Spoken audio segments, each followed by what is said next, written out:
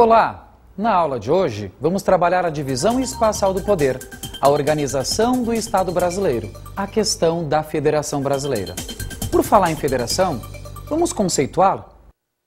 O Estado Federal pode ser definido como uma organização formada sobre a base de uma repartição de competências entre um governo nacional e os governos estaduais, de tal sorte que a União tenha supremacia sobre os Estados-membros e estes, que normalmente participam na formação da vontade do Estado Central, são entidades dotadas de autonomia constitucional perante a mesma União.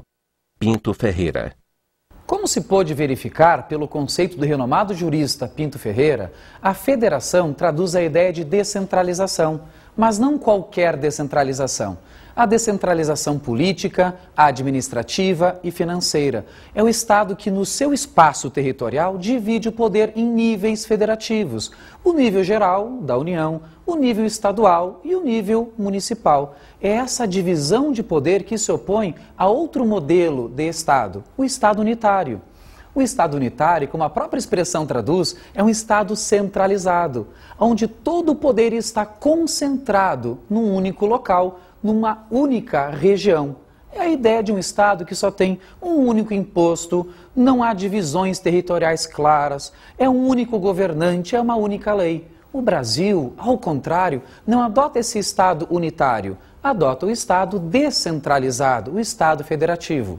Por sinal, a origem da Federação Brasileira remonta à Proclamação da República, em 1889. Antes, o Brasil era uma monarquia. E em sendo um Estado monárquico, adotávamos então o Estado unitário. Rompe-se o unitarismo da monarquia e se acredita hoje, até agora, na federação como Estado descentralizado. Isso fez que a Constituição, no seu artigo 18, fizesse a composição dos entes federativos. São entes federativos a União, os Estados-membros, o Distrito Federal e os municípios. Territórios. Disse, territórios hoje são entes federativos? Não, territórios não são entes federativos. Primeiramente porque hoje eles não existem, mas existe possibilidade de vir um território ser criado por força de uma lei complementar. Mas mesmo se hoje criarmos um novo território, ele não será um ente federativo com autonomia. Os territórios, quando criados, integram a União. Por força do artigo 18 da Constituição Federal, os entes federativos são a União, os Estados-membros, o Distrito Federal e os municípios. Por sinal, o que determina o Brasil ser uma federação? Ou seja, quais são as características essenciais de uma federação? Não se trata de um modelo brasileiro de federação. Se trata, isto sim, de características gerais de uma federação, aqui e em qualquer local desse planeta.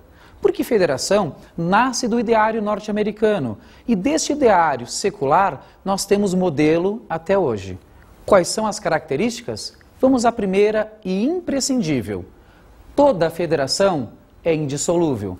Por sinal, na própria Constituição brasileira, isso está expresso no artigo 1º. Diz que a República Federativa do Brasil é formada pela união indissolúvel de estados, distrito e municípios. O vínculo de indissolubilidade é premissa de um Estado federativo e o Brasil é por força do artigo 1º. Cuidado, se a federação é indissolúvel, isto vai vedar qualquer tentativa do chamado direito de secessão. Secessão é aquela tentativa de transformar um Estado-membro, um integrante da federação, que possui tão somente autonomia, num ente independente, com soberania.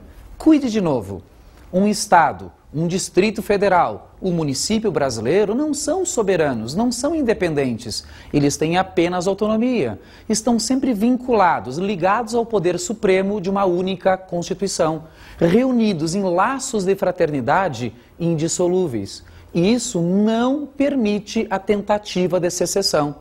Aí está a pergunta: qual? E se um Estado-membro tenta erradamente a secessão? Como coibir? Como então reprimir a tentativa de secessão? Nos termos da própria Constituição, nós temos a possibilidade da intervenção federal nos Estados-membros. Onde é que isso está previsto? No artigo 34, inciso 1º. Então, vamos à reprise. Bastante simples. Uma federação é indissolúvel. Veda-se, portanto, a tentativa de secessão. Direito de secessão está proscrito. Se um Estado tenta a secessão, é o caso da intervenção federal nesse Estado-membro. Vamos a duas regras. Como assim? Duas regras, colegas, que têm que nos nortear sobre o que eu falei há pouco, intervenção federal. Por força do artigo 34 da Constituição e, respectivamente, do artigo 35, que trata de intervenção federal nos estados e intervenção estadual nos municípios, nós temos uma clareza. Qual? O Brasil é um Estado não interventivo. A leitura desses dois dispositivos da Constituição traduzem a ideia. A União não intervirá nos estados. Os estados não intervirão nos municípios, salvo para intervenção é a antifederação. Uma federação é dar autonomia aos estados-membros. Uma intervenção é retirar esta autonomia dos estados-membros. Uma federação é distribuir competências e dar capacidade de auto-organização, autogestão, autogoverno. Uma intervenção é a ingerência nesta capacidade. Se isso é verdade, o Brasil adota um princípio não interventivo. Se isso é verdade, de novo, e temos que ter um cuidado. As hipóteses que permitem a intervenção estão todas expressas e taxativamente lançadas no artigo 34 e 35. Esta é a premissa número 1 de intervenção. Qual? Não existem outras hipóteses que permitam a intervenção que não aquelas expressas no texto constitucional. A segunda, sempre a intervenção será feita do ente politicamente maior em razão do ente politicamente menor. Leia-se, União intervém em estados, estados intervêm nos seus municípios. Como regra geral, União não pode intervir diretamente nos municípios. Por que toda a dilação sobre intervenção? Alguns podem estar perguntando. Bastante simples. Porque dissemos inicialmente que a premissa da federação número 1 é a indissolubilidade e que isto veda o direito de secessão. Se o direito de secessão acontece, é o caso da intervenção federal no Estado.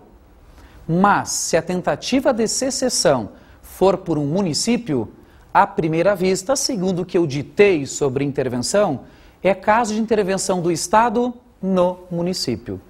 Consequência de tudo? Muito simples, colega. Mostra que o município ainda está vinculado ao Estado-membro. Pergunto, portanto, município é ente federativo? Cuidado! A União não tem nem poder para intervir diretamente nos municípios. Quem intervém, como vimos, é o Estado-membro, competência dele e de mais ninguém, dependente desse Estado. Será que município não é um ente federativo? Ao longo da aula vamos responder, mas vamos para a segunda característica. Uma federação é uma cláusula pétrea. Na nossa Constituição, a cláusula pétrea federação está no artigo 60, parágrafo 4º, inciso 1º. Não toleraremos, em hipótese nenhuma, emendas constitucionais tendentes a abolir a forma federativa. Quando se fala de emenda tendente a abolir forma federativa, não se está só proibindo que o Brasil vire um Estado unitário. Se está proibindo qualquer tipo de emenda que diminua esta repartição de competências chamada federação. Notem, não é necessário atacar a forma de Estado federativa, mas é simplesmente atacar aquilo que traduz a federação. E isto é suficiente a ser ofensivo à cláusula pétrea.